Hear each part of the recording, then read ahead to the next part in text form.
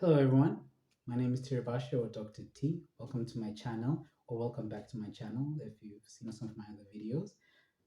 Today, though, I'm going to be a bit different about it. And yeah, sex is still bringing people to the ER. It's not just a TV show in America. We're doing it in Africa too. And it's real, it's real life. And yeah. So I've got three cases for you that came through our emergency department, one male and two women. So the first, I'm just going to start with the least interesting of these, work my way up. Okay.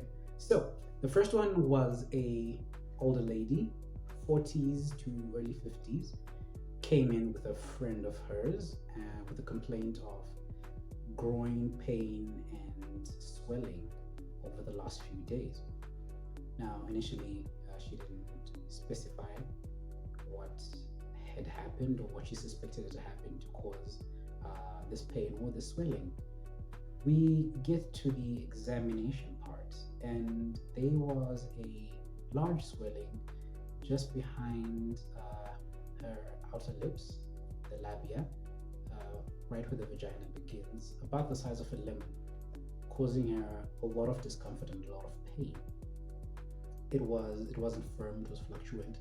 So that's just how we call it when there is a liquid within a capsule beneath the surface of the skin. So it was a fluctuant mass. You could actually feel that now there's something in here.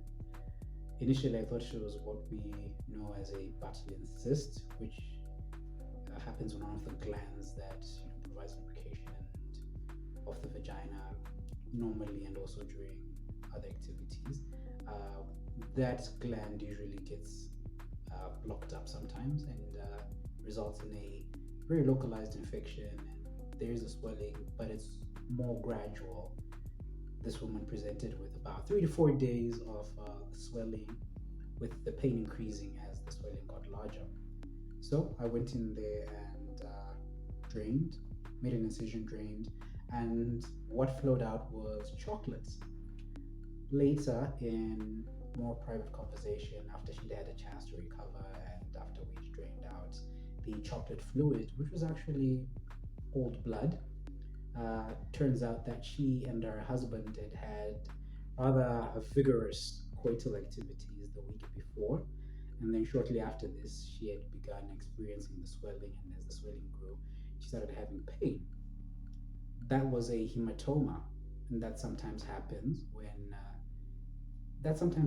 generally speaking, if blood vessels beneath the skin get damaged somehow and start bleeding into the surrounding tissue, and then eventually collecting as because of the warmth and then the breakdown of the blood cells themselves, it turns from the normal red color that blood is into a very chocolate looking, melted chocolate looking sort of color and texture. I think about 100 mils of this chocolate substance poured out, and yeah, we just closed it up, left it draining, so it was going to closes eventually on its own. And I sent her on. Story number three involves a young man in his early 20s. He came in with what appeared to be a broken penis, but actually it was more of a bent out of shape situation.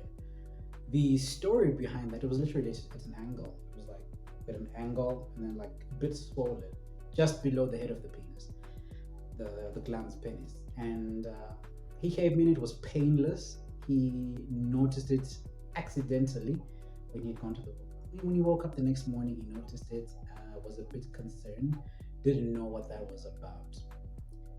On further investigation, anytime sex of any sort is involved, people are very cagey about the details. So it turned out that they had been doing what young people call dry humping. I have no such experience with that because I was a virgin until I got married, and I did not do any of the things that young people these days are doing. If Netflix and TV in general is anything to go by. So yeah, yes, His penis was actually fine. It was also just a subdermal collection of fluid from some bruising. The dry humping that they'd been doing, he was wearing jeans, and whatever fabric she was wearing also provided little to no lubrication. So there was a sort of contusion, force applied to the neck of the penis, which eventually caused a bit of swelling there. Sent him on his way with analgesia and an anti-inflammatory, and heard from him a few days later that he was all good, no need for further review situation. The third case was a much same age, a woman in her early 20s. She, at the time, said that she'd been a virgin. This one was the more dramatic of the three because she came in on a wheelchair, bleeding, and a very concerned looking young man was pushing the wheelchair and complaining that we were taking time to give them attention because they landed and assumed that we would drop everything. But after a few questions, just to sort of triage the patient, we learned that she wasn't pregnant and any bleeding that she had was not resultant from pregnancy or any complications that may have evolved from a pregnancy. But we still attended to her fairly quickly. On examination, did a vaginal exam and felt a very unusual vagina, which prompted us to take her to a more standardized table known as a lithotomy table, the one where the lady's legs are supported and provides a bit of visualization of the working field. Now I'm just going to do a quick anatomy rundown here so that we understand, for those who might not know. The vagina ends in the cervix. There's a point where the cervix and the vagina become one at the end of the canal. That place is known as the fornixes. So there is the anterior and the posterior fornix.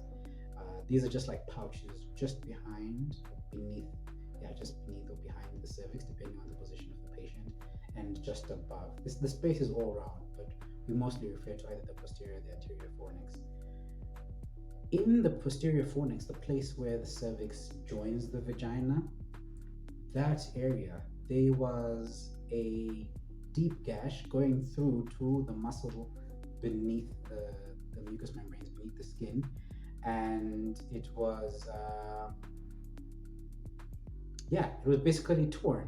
She had torn her vagina literally from end to end, and it was just like a semicircle moon shaped gash just in her vagina.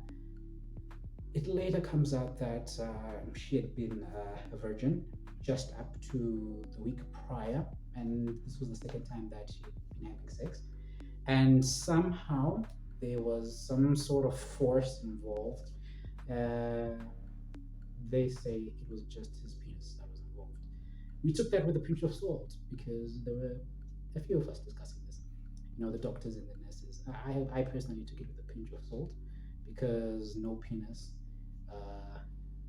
naturally formed to men can tear through vaginas. Funny enough, that was the first of two cases, but the other one, I didn't handle the other case. I just heard from a colleague that had happened again. So we basically went in there, opposed the muscle, brought it together, closed the tear. We had to source and secure a unit of blood for the patient. She had actually bled out quite a bit.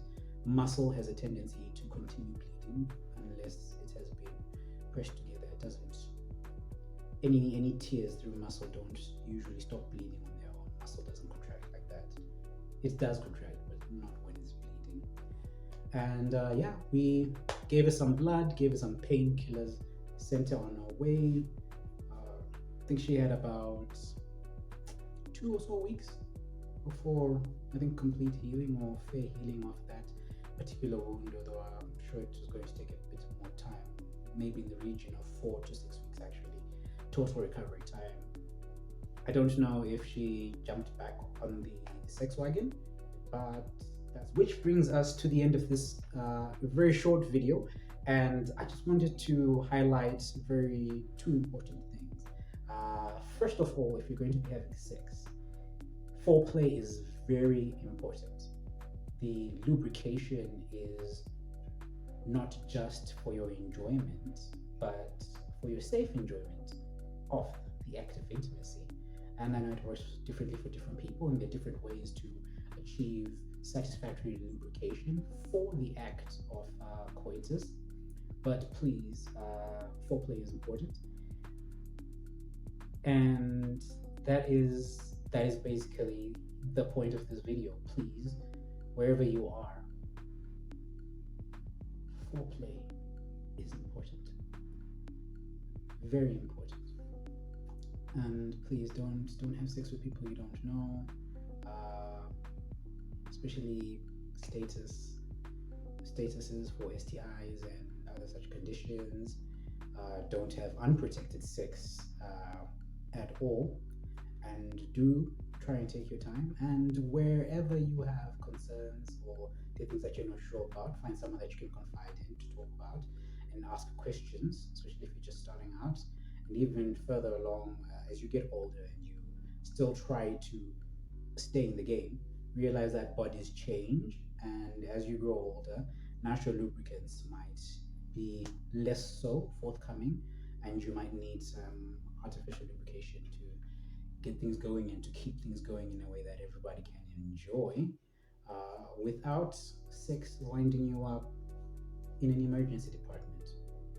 And I hope that wherever you are, you stay safe. And that in the middle of this pandemic, everybody continues to be as healthy as they can. Exercise when you can. Please get vaccinated if you haven't been vaccinated. Get boosted if boosters are available. And I hope to see you in my next video. I've got other stuff, so please just click subscribe, turn my notifications on. I may or may not have more stories like this. They might be different ones, who knows? But at the end of the day, I'm just trying to educate everybody so that we have less patience. At the end of the day, that's what everyone wants. Stop saying my surname because I keep saying it differently every time. Anyway,